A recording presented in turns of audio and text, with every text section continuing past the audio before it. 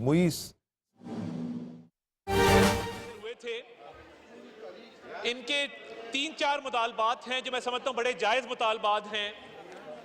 पिछले कुछ दिनों में कुछ टीवी चैनल्स ने अपने एम्प्लॉइज को बगैर नोटिस ऑर्डर इन के द हाउस। तशरीफ रखें प्लीज। ऑनरेबल मेंबरान से तशरीफ रखें। तारिक फजल चौधरी साहब, आप तशरीफ रखें। आप देखें, इस तरह ना करें। तो ये सिर्फ तशरीफ कुछ रखें। टीवी चैनल्स ने बगैर जस्टिफाइबल कॉज के, बगैर नोटिस के, बगैर एडवांस सैलरीज के बहुत सारे मुलाजमीन को नौकरी से बर्खास्त किया, जिसमें वर्किंग जर्नलिस्ट भी शामिल थे। तो उस मसले के हल के लिए, क्योंकि देखिए मीडिया पेमेंट्स बहुत टाइम पे जा रही हैं और जब हमारी पीबीए से एपीएनएस से मुलाकात होती है, हम उनको ये हमेशा रिक्वेस्ट करते हैं कि जब आपको पेमेंट्स टाइम पे हों तो वो पेमेंट्स, उनका trickle down effect media workers तक पहुंचना चाहिए, जर्नलिस्ट तक पहुंचना चाहिए।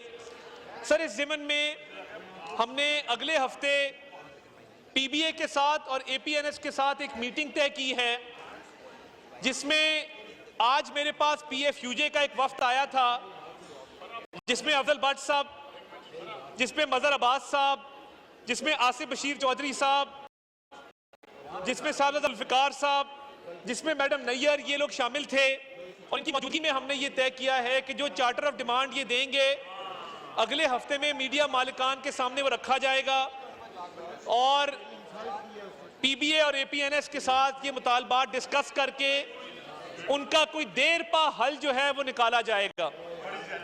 इसके अलावा जो मीडिया वर्कर्स के हवाले से इशू था कि देखिए, जहां पे जो इलेक्ट्रॉनिक मीडिया है, प्रिंट मीडिया है, उनके मुलाजमीन का, उनके जर्नलिस्ट का एक मैकेनिज्म मौजूद है। अखबार वालों के पास ITNE है, अखबार वालों के पास और भी तरीक़ेकार हैं जहां पे एम्प्लॉइज़ के हकूक़ का तहफ़्फ़ुज़ होता है। पेमरा के अंदर एक काउंसिल ऑफ कंप्लेंट्स है मीडिया के लिए, जिसमें पीएफयूजे के मेंबर भी बैठते हैं। मगर अनफॉर्चुनेटली डिजिटल मीडिया के लिए फिलहाल कोई ऐसा मैकेनिज्म मौजूद नहीं है कि उनकी एम्प्लॉइज अपनी आवाज़ कहीं उठा सकें। रेगुलेशन तो हमने बनाई है और वो रेगुलेट भी हो रहे हैं, कानून भी बनाया है। अभी नुक्ता प्लेटफॉर्म से जितने जर्नलिस्ट को फारिग किया गया है, अगले 48 घंटे में उन सबको हमने नौकरी देने का ऐलान किया और उन सबको जो है वो रिस्पेक्टिवली एम्प्लॉय किया जाएगा।